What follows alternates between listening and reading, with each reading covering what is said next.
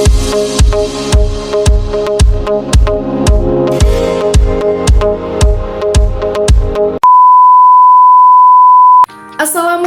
warahmatullahi wabarakatuh. Halo generasi cerdas, kembali lagi bersama saya Fauzatul Umi.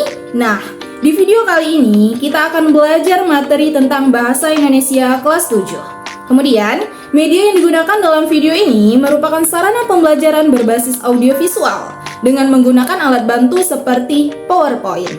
Selamat menyaksikan. Hari ini kita akan belajar teks tanggapan Bahasa Indonesia kelas 7 Kurikulum Merdeka. Pada selandia terdapat dua macam sampul buku dengan ilustrasi yang menarik. Buku-buku tersebut bisa diklasifikasikan menjadi buku-buku fiksi ataupun non-fiksi. Pertanyaannya adalah, pernahkah kamu menanggapi buku fiksi atau non-fiksi yang kamu baca? Kira-kira bagian mana yang bisa kamu tanggapi? Apakah tanggapanmu berupa pujian, kritikan, atau saran?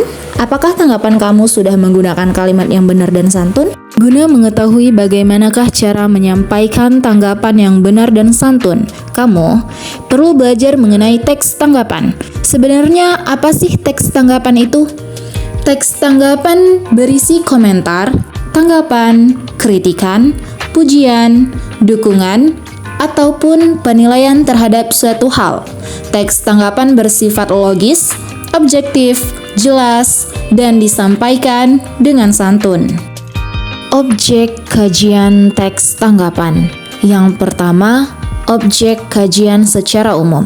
Secara umum, teks tanggapan mengkaji berbagai macam karya sastra maupun seni, sejarah, fenomena, bahkan kebijakan pemerintah.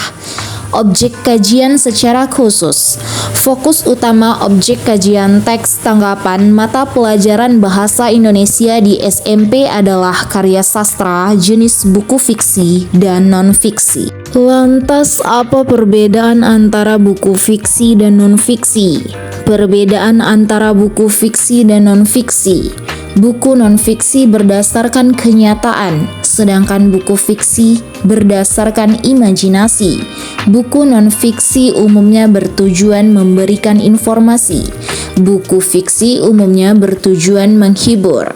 Buku non-fiksi bisa dipertanggungjawabkan kebenarannya, sedangkan buku fiksi mayoritas tidak bisa dipertanggungjawabkan kebenarannya.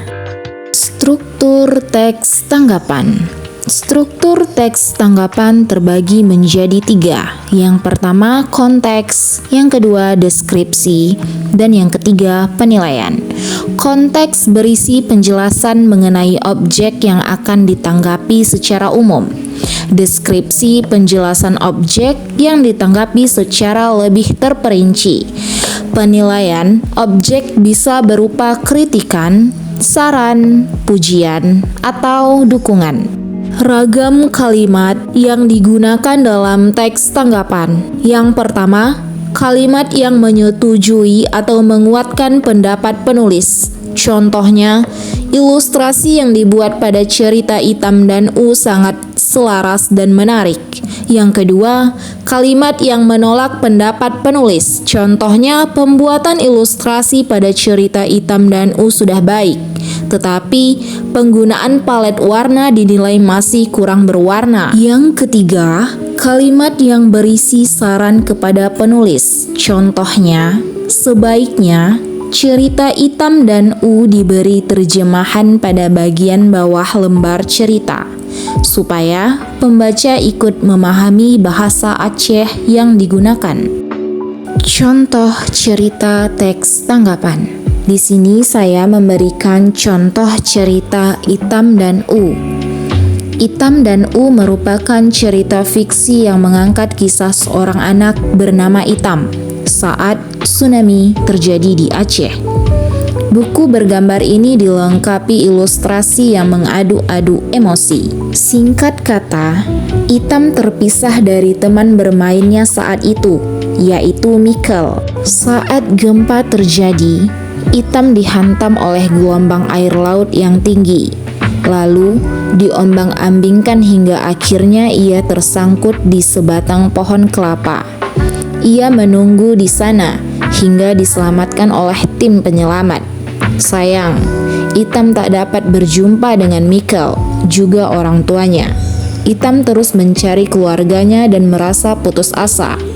Ia terus menunggu di pohon kelapa dan menghitung jumlah hari yang dilaluinya dengan menggambarkannya di batang pohon kelapa itu. Buku yang diterbitkan oleh Kemendikbud ini juga mengingatkan saya untuk lebih menyayangi keluarga saya. Menurut saya, buku ini cocok untuk dibaca siapa saja, terlebih mereka yang menyukai gambar dan ilustrasi. Maka, paragraf pertama itu termasuk konteks, paragraf kedua termasuk deskripsi, paragraf ketiga termasuk penilaian. Sekianlah pembelajaran kita pada hari ini. See you next video. Wassalamualaikum warahmatullahi wabarakatuh.